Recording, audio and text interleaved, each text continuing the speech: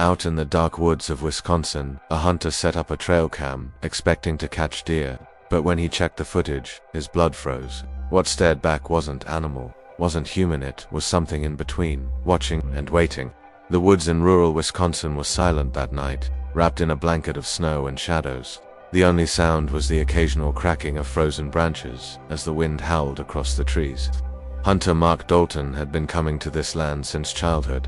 The forest was part of his family's property, and he knew every trail, every creek, and every bend in the trees. That winter, however, something felt off. For weeks, deer tracks had been missing. Squirrels and rabbits, usually darting around the edges of the woods, were nowhere in sight. At night, when Mark sat on his porch sipping coffee, he swore he heard faint screams echoing through the forest. Not animal, not human, but something stuck in between. Mark brushed it off as the wind, but unease gnawed at him. One Saturday evening, he decided to set up his trail cameras. Hunters in town had been whispering about strange sightings, shadowy figures, twisted animals, and red eyes glowing in the brush. Mark didn't buy into campfire stories, but he figured the cameras would show the truth. Carrying his gear, he hiked a mile into the trees until he found a clearing marked with clawed bark. The trees had deep gouges across them, far higher than any bear could reach. The marks looked deliberate, like something wanted to be noticed. His stomach churned, but he strapped the trail cam to a trunk, angled it toward the clearing, and left. 2 days later, Mark returned to retrieve the footage. Snow crunched beneath his boots, and the air stung his skin as he pulled the memory card from the camera. Back home, he poured himself a whiskey, inserted the card into his laptop, and opened the files. At first, the footage looked normal. Deer wandered cautiously across the frame, followed by a fox sniffing the ground. The hours ticked by, each clip showing nothing unusual.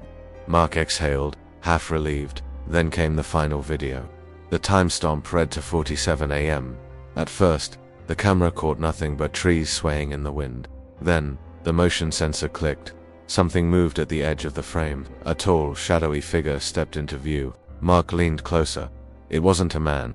Its limbs were long and bent wrong, its arms nearly reaching the ground. Its head, tilted sideways, resembled a cat's pointed ears, elongated jaw, and sharp, reflective eyes that glowed unnaturally bright. It walked on 2 legs, but its body jerked unnaturally, as if each step took effort. Then, in one chilling moment, the creature stopped walking. It turned and stared directly into the camera.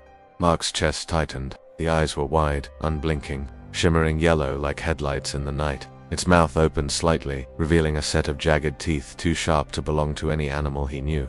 Then the creature did something that froze Mark's blood. It crouched down, leaning close to the lens until its distorted face filled the frame. Its breath fogged the camera. The sound, low guttural breathing, echoed through the microphone. Then it spoke. The words were mangled, twisted, like a broken recording, but Mark heard it clear as day. "I see you." The footage cut to static.